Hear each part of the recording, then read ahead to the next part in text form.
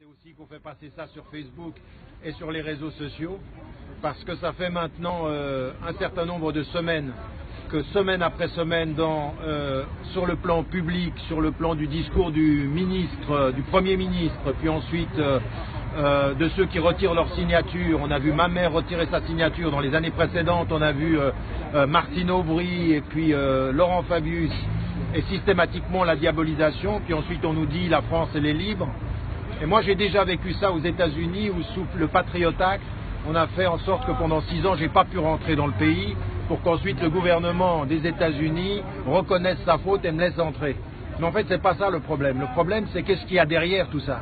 Qu'est-ce qui est en train de se passer dans ce pays qu'on nous annonce comme le pays de la liberté d'expression et dont on s'aperçoit aujourd'hui que ce discours que je tiens, que vous connaissez, que la majorité d'entre vous connaissez, c'est un discours qui est citoyen, c'est un discours qui est responsable, c'est un discours qui est contre la victimisation, contre le sentiment victimaire, et qui dit deux choses. On n'a pas à s'excuser d'être qui nous sommes, Français, Européens de confession musulmane, et on est complètement dans le respect de la laïcité qu'on aimerait voir appliquée comme elle doit l'être dans le pays et non pas à géométrie variable. Ce discours-là qui est un discours responsable, qui est un discours raisonnable, qui dit en même temps ceux qui utilisent la religion Daesh ou Boko Haram ou qui disent agir au nom de l'islam, eh ben nous, texte à l'appui, on dit que ça c'est une trahison, qu'on ne peut pas être d'accord, mais qu'en même temps on ne va pas passer sa vie à s'excuser de ce que des criminels font au nom de la religion, comme on ne demande pas à tous les citoyens américains ou à tous les citoyens européens de s'excuser d'exactions que leurs gouvernements font, que ce soit en Irak pendant des années où les morts se comptent par millions. On ne demande pas à tous les citoyens de s'excuser tous les jours de leur vie pour ce que leurs gouvernements font, nos gouvernements font. Et donc il y a à un moment donné une responsabilité qui doit être claire, celle de dire ça n'est pas admissible au nom de l'islam de tuer des innocents, de s'en prendre à des civils, mais une fois qu'on a dit ceci, on doit aussi être entendu pour d'autres choses, qui consiste à dire au gouvernement français que l'état d'urgence qui est en train de s'installer dans ce pays et qui mettrait en avant le fait que le pouvoir exécutif l'emporte sur le judiciaire, qu'on peut arrêter des gens, qu'on peut faire des perquisitions, qu'on peut les mettre en prison, qu'à partir d'un certain moment, ça n'est pas acceptable, que l'état d'urgence permet des abus qui sont légitimés sans être juridiquement justes et acceptables. Ça, on l'a déjà connu ailleurs, on l'a déjà connu aux États-Unis, on l'a même connu dans le pays où je vis, où on se permet d'arrêter des gens parce qu'ils étaient sur un site internet sans aucune confirmation de droit. Aujourd'hui, alors qu'il est en Angleterre, on a eu la réunion de gens qui sont restés à Guantanamo pendant 8 ans, d'autres 6 ans, il n'y avait rien dans le dossier. 8 ans de leur vie perdus. Comme en France, certains sont restés à des moments donnés dans les années 90, 4 ans en prison, rien dans le dossier. À partir d'un certain moment, l'état d'urgence va pouvoir aujourd'hui permettre des attitudes, permettre des comportements qui sont absolument inacceptables. C'est ce discours-là qu'on n'aime pas en France. C'est pas que je soutiens le terrorisme, c'est pas que je soutiens n'importe quelle exaction, c'est pas que je suis contre la citoyenneté, c'est le contraire. C'est au nom de la citoyenneté que je dis aux Français. Mais maintenant, il va falloir écouter le peuple. Maintenant, il va falloir écouter les gens qui ont des choses à dire. Et quand je viens dans une intervention qui est faite par des étudiants des hautes écoles, j'aimerais que les étudiants des hautes écoles utilisent leur savoir avec courage. Ça ne sert à rien d'avoir des diplômes si on est un trouillard, si on n'a pas de courage de dire la vérité à ce gouvernement et à cette société. La meilleure des choses que vous pouvez faire pour la France, c'est d'être des étudiants avec un savoir et le courage de parler. Le courage de parler avec la raison, le courage de parler de façon raisonnable, mais jamais de se taire, jamais d'être l'accepté de service, le béni oui-oui de service, la victime de service, celle qui chaque fois qu'elle s'exprime dit « je m'excuse d'être musulman, pardonnez-moi de l'être, pardonnez-moi ». Non, on n'a plus ça, c'est pas un discours qu'on accepte. Donc à partir d'un certain moment, le danger, c'est pas le discours uniquement extrémiste qui dit n'importe quoi, c'est le discours raisonnable, raisonné, qui appelle les gens et vous les citoyens, de confession musulmane, comme tous ceux qui sont avec ou sans confession, qu'on tienne un discours extrêmement clair. Mais ce discours extrêmement clair, il commence là. Je veux dire que je devais intervenir à Béziers le 20 janvier, là, pour la sortie du livre, annulé, sous prétexte que ceux qui sont la puissance invitante ne sont pas des gens respectables. Ici, la police appelle pour demander si je suis bien en sécurité. Ben voilà, je suis bien en sécurité, vous m'entourez, il n'y a pas de police et il n'y a pas de problème. Simplement, tout ça, c'est de la mise en scène. En disant, j'ai été interdit 9 mois dans ce pays, dans les années 90, sous prétexte d'une erreur de nom, puis ensuite de troubles à l'ordre public. Et que pendant 25 ans que j'interviens, il n'y a jamais eu de troubles à l'ordre public. Jamais rien eu dans ce pays. Tout ça, c'est de la mise en scène. Le double discours, c'est que quand ils n'ont rien à répondre, ils laissent entendre que je ne dis pas ce que je pense. Or, ceux qui ne disent pas ce qu'ils pensent aujourd'hui, ce sont les politiques, au premier rang desquels il y a le Premier ministre qui est aussi à gauche que moi, je suis suédois, et qui, de l'autre côté, vous avez le Front National qui est en train de l'emporter dans le discours aujourd'hui en France. C'est eux qui sont en train de gagner, et chez les républicains et chez les socialistes. La gauche n'est pas à gauche et la droite est très à droite. En fait, ils sont tous un peu à droite de ce que devrait être une vraie gauche ou de ce que devrait être un discours qui s'occupe des citoyens, qui s'occupe de l'égalité sociale. Alors, je le dis et je le répète, quand je viens intervenir, et on n'a même pas pu la faire dans une université, cette intervention, eh bien, quand on vient intervenir à des étudiants qui sont des hautes écoles, eh bien, quel est le discours? Et je le résume de cette façon-là. D'abord, chacun, ce que nous avons à faire, c'est véritablement savoir qui nous sommes et ce que nous voulons. Et ce que nous sommes d'abord, ce sont des êtres humains. Moi, quand j'ai dit, par exemple, je ne suis pas Charlie, je ne suis pas Paris, ce qu'on a voulu me faire dire en France, c'est que je reniais la mort des Français. Je n'ai jamais dit ça. J'ai dit, je suis Charlie, si ça veut dire qu'on s'oppose au meurtre des innocents, mais pas qu'on soutienne n'importe quoi dans le calcul honteux des caricatures. Parce que Charlie Hebdo, c'est tout sauf l'honnêteté intellectuelle. C'est tout sauf le courage de gens qui se lèvent et qui vont prendre à partie le pouvoir. Et on le sait aujourd'hui, des livres sont en train de sortir sur ce que Philippe Val faisait, ce que Charlie Hebdo gagnait. Tout ça, on le sait. Donc je ne suis pas Charlie de ce point de vue-là. Quant à être Charlie pour parler des morts et puis dire que l'on condamne ceux qui les ont tués, on condamne l'acte de ceux qui les ont tués, qu'on est contre, eh bien évidemment, et dire je suis Paris à la condition de dire je suis Jakarta, je suis Istanbul, je suis Beyrouth et je suis toutes les villes où il y a des morts. Pas cette espèce de hiérarchie de l'émotion qui fait que nos morts comptent et les autres morts, on s'en moque. C'est ça que je dis dans un premier temps. Ça, c'est un premier élément. Le deuxième élément qui est important, c'est qu'aujourd'hui, la France, elle va pas bien. Le discours politique, vous le voyez, c'est pas simplement l'état d'urgence, la déchéance de la nationalité, toute cette atmosphère qui s'installe, avec en plus le fait de nous faire croire qu'on est parti au Mali parce qu'on aimait les Maliens, qu'on est parti en Libye parce qu'on aimait les Libyens, qu'on est parti en Syrie parce qu'on aime la liberté, qu'on est uniquement contre toute cette espèce de discours politique qui nous prend pour des idiots. Le danger aujourd'hui, c'est des citoyens qui ne se laissent pas prendre pour des idiots. Et en plus, quand ils sont de confession musulmane et qu'ils disent c'est au nom de la France, c'est au nom des valeurs françaises qu'on n'accepte pas vos mensonges, qu'on n'accepte pas vos manipulations. Là, c'est un discours qui est dangereux. Ça, c'est un discours qui n'est pas acceptable. Et donc, il faut le tenir. Moi, si j'ai quelque chose à dire aux étudiants, utilisez tout ce que vous pouvez de votre temps pour lire, apprendre, forger une intelligence, mais avec une condition. Ce n'est pas une intelligence qui cherche uniquement le salaire et la profession et puis les titres. C'est une intelligence qui cherche le savoir parce que le savoir, c'est du pouvoir et que ce pouvoir, il doit être mis au service de la justice, de la dignité et de l'égalité des hommes et des femmes dans tous les domaines, quelle que soit leur couleur, quelle que soit leur religion, au nom de la citoyenneté. En fait, être des citoyens qui rappellent à tous ces politiques que les premiers traîtres à la France, que les premiers traîtres à la République, que les premiers traîtres à l'égalité, c'est eux et c'est pas nous. C'est eux qui font la hiérarchie des citoyennetés, c'est eux qui traitent différemment les citoyens, c'est eux qui n'ont pas encore avalé que hier il y avait des colonisés et qu'aujourd'hui ils sont des citoyens à part égale avec les mêmes droits. Ça, c'est notre travail. S'il y a des étudiants qui, au lieu de simplement être fiers d'être sortis des banlieues pour être dans les grandes écoles et qui finalement ils ne veulent que les privilèges des grandes écoles, eh bien vous n'êtes pas intégrés, vous êtes désintégrés. Vous êtes désintégrés et dissous dans une espèce de magma qui n'est plus du tout la dignité de la conscience citoyenne ou de la dimension humaine. Utilisez ce savoir-là pour pouvoir être une voix qui se fait entendre. Et puis le dernier élément, c'est qu'il n'y a pas, et il ne faut surtout pas qu'une rencontre comme celle-ci, ce soit nous contre eux.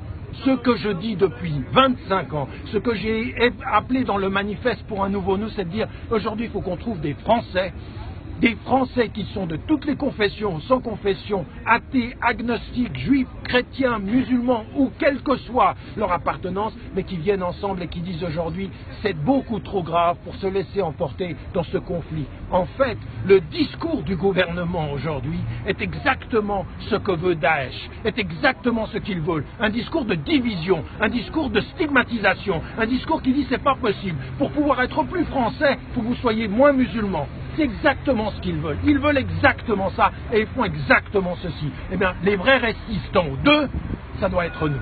Les vrais résistants aux deux, ça doit être nous en tant que citoyens en disant ça on ne l'acceptera pas. On ne se laissera pas faire et on ne se laissera pas faire avec beaucoup de sagesse, avec beaucoup de détermination, mais s'il vous plaît, avec beaucoup de courage. J'ai voulu venir là parce que quand j'entends que la police appelle pour dire qui assure la sécurité de Tarek Ramadan, eh bien c'est pas vous, c'est pas la police.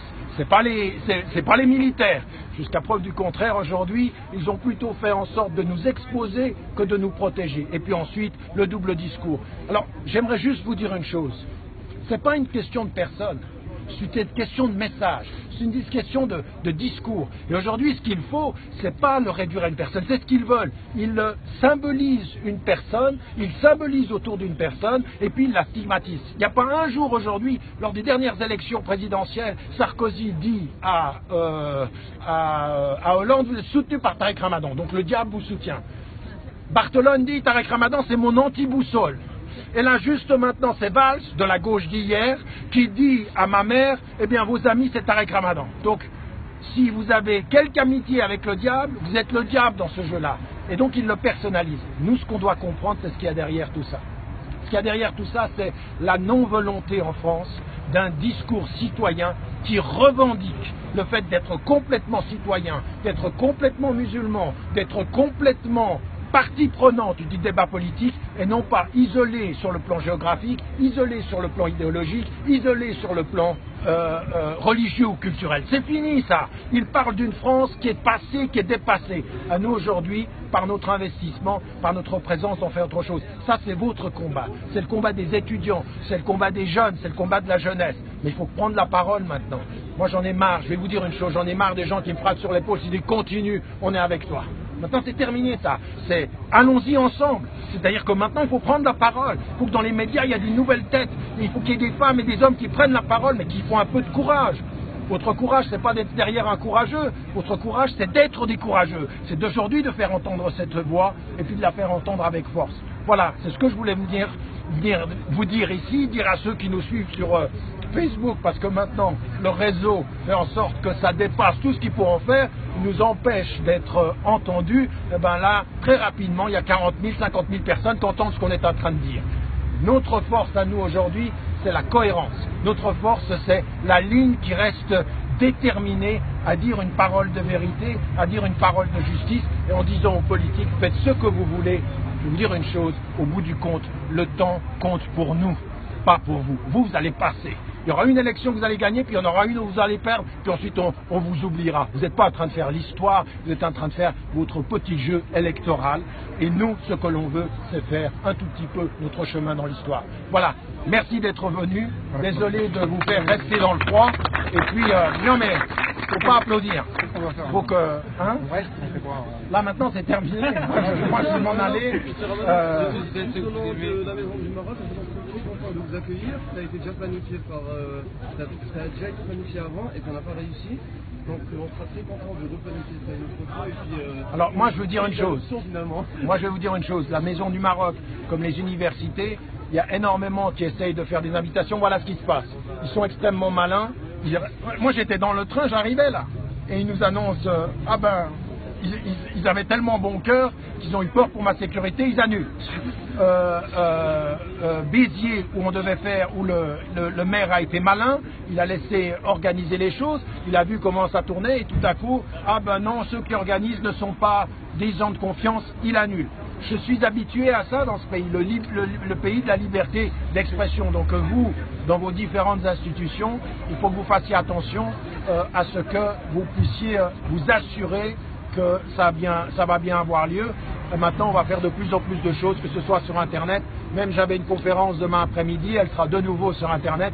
On essaye de faire au mieux pour être entendu, mais à vous aussi de faire passer le mot, mais à vous battre à votre niveau. Ça se passera au niveau local. Je veux bien, on peut se battre, mais à un moment donné, il faut aussi intégrer ces institutions pour pouvoir se battre. Parce qu'on peut pas faire parler d'associations, des choses comme ça. Mais intégrer une institution, c'est se battre aussi. Okay, ça dépend comment on l'intègre. Si on l'intègre pour disparaître et qu'on nous dise vous êtes gentil, vous êtes intégré, et puis qu'on ne fait pas entendre une voix, ça c'est pas se faire, c'est démissionner pour entrer. Il faut entrer avec une parole. Mais si la politique nous gère, nous si on doit intégrer cette politique pour pouvoir... Mais alors dites-moi, qu'est-ce que vous entendez par intégrer la politique? Mais nous si on doit être dans ces institutions-là... Mais j'ai aucun problème avec telle institution, c'est comment vous y êtes. Voilà. Comment vous entrez dans l'institution? Est-ce que vous entrez dans l'institution pour avoir une valeur ajoutée et dire une parole de vérité, ou simplement pour être accepté, puis qu'on dise ah ben quand même il y a une petite jeune d'origine arabe, elle est là. Le problème, c'est que même si on veut s'intégrer, le souci c'est comme on dit, la plupart disent non mais c'est pas bien de voter, on sait plus pour qui voter, les gens ne veulent plus voter et donc nous, notre communauté, ne veut plus aussi s'intégrer dans ces institutions. Non. Et donc une ou deux personnes dans ces institutions-là, elles sont rien. Non mais attendez, moi ça fait 25 ans que je dis il faut être présent. Mais parfois, le plan politique est tellement médiocre que pas voter, c'est voter. Mais aussi parfois ça, dire attendez, vous êtes tellement mauvais, là je sais plus. Voilà, moi des moments de. Comment, mais des fois, ça devrait être inscrit ça par exemple dans la loi des moments donnés, de pouvoir dire attendez, je veux dire le paysage politique français tel aujourd'hui, c'est quand même difficile de faire un choix. Mais cela étant, ce que vous dites est vrai. Être présent sur le jeu politique, moi j'ai toujours dit, c'est pas en faisant un parti islamique ou des écoles islamiques qu'on va y arriver.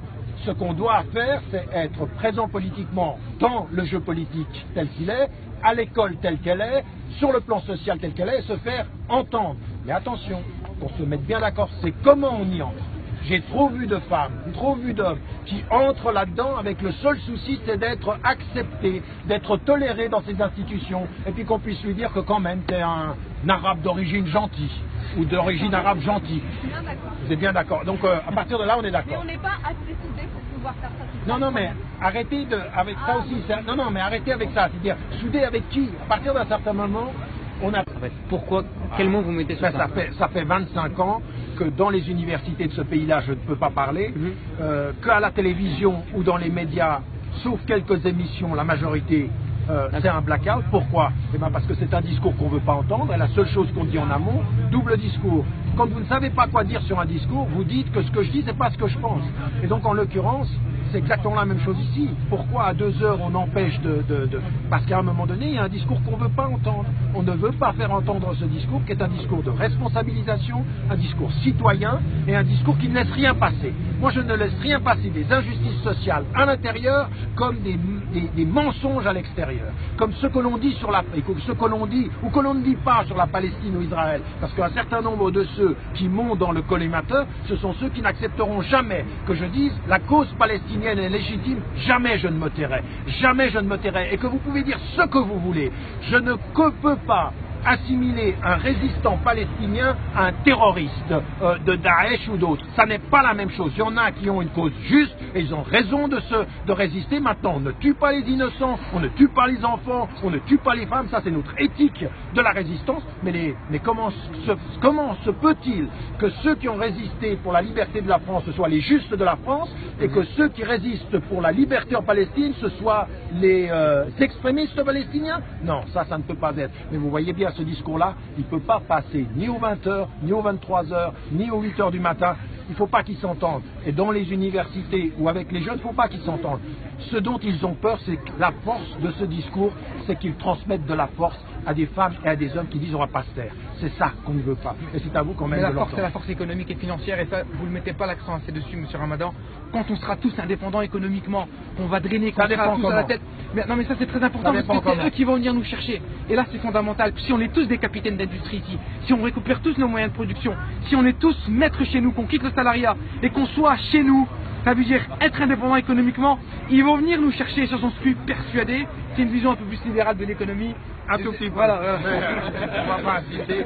Bonne soirée. Merci d'être venu. À bientôt. Merci beaucoup. Merci.